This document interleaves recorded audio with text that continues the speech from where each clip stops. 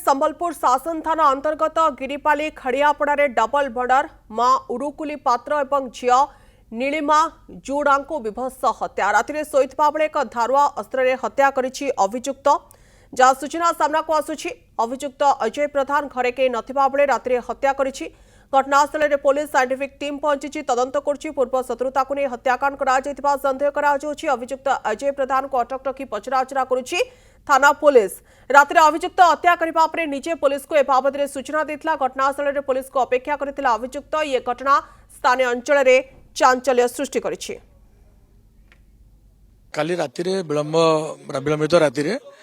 उर्कुली पात्र एवं नीलिमा जड़ुआ जी की जन माँ झील हे जनक बयस 60 जनक बयस 40 वर्ष शोता अवस्था जड़े पड़ोशी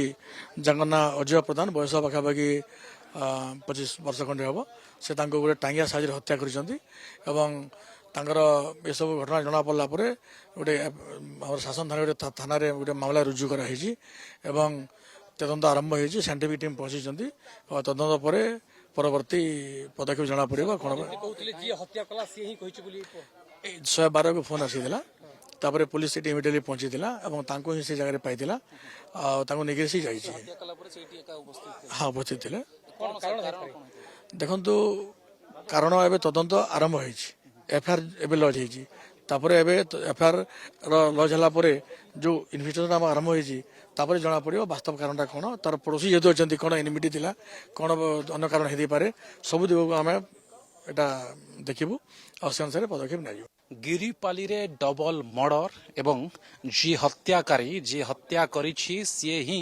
पुलिस को खबर देछि जे मु हत्या करिछि एवं परे पुलिस पहुंची देखला बेलकु दुई जनकर मृतदेह पड़िछि। ए होछि गिरिपाली खड़ियापड़ा शासन थाना अंतर्गत संबलपुर जिलार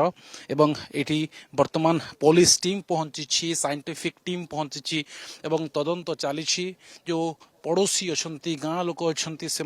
रुंड होती समस्ते ये अच्छा एवं वर्तमान पुलिस तदंत चली क्यों परिस्थिति रे एभली एक कांड भ्याइला जे दुर्वृत्त अच्छी जी हत्याकारी अच्छी कहीं दुई दुई जन को हत्या करा जाइछि कौन कारण थई पारे ये तमाम दिगरे पुलिस तदंत करुछि। एवं आप देखिपे ये हूँ विजुआल जो स्पॉट रे वर्तमान दुई जनकर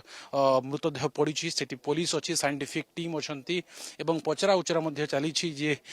पुओ माने अछंती जो संपर्क अछंती समस्त को पचरा उचरा करा जाउछि किछि प्रतिक्रिया नेबा आपण काना लागबे तांकर इ नटा नुहे गो आपण भो काना लागबे मोर बहन है गो हेटा हां इ आरोटा बहन और सेटा बड़ी धी है। आपण केते बेले खबर पाइले एछन मैं सुनली गो है पराथी तो बेले एछन कहले बेले सुन लिया और देखी आई मिहले बोली झगड़ा झुगड़ी हिदिले के जाने गो मुए पे नहीं जानी हे परार के जानबा इनके तो नहीं आसबार हेते दुकान माने पासे न छे जे दुकान बेले दुकान नहीं थिला बेले इनके आसु थिलो बेले दुकान कोले बेले पासे और के आसु छे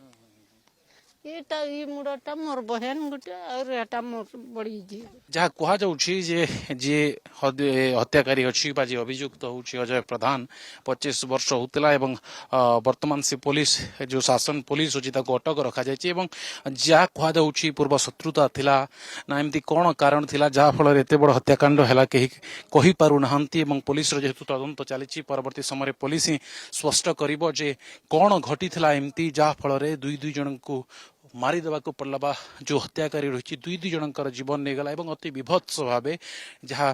एडिशनल एसपी कहते जे टांगिया रे तांको हत्या करा जायछि अति विभत्स भाव हत्या करा जायछि एवं वर्तमान सुधा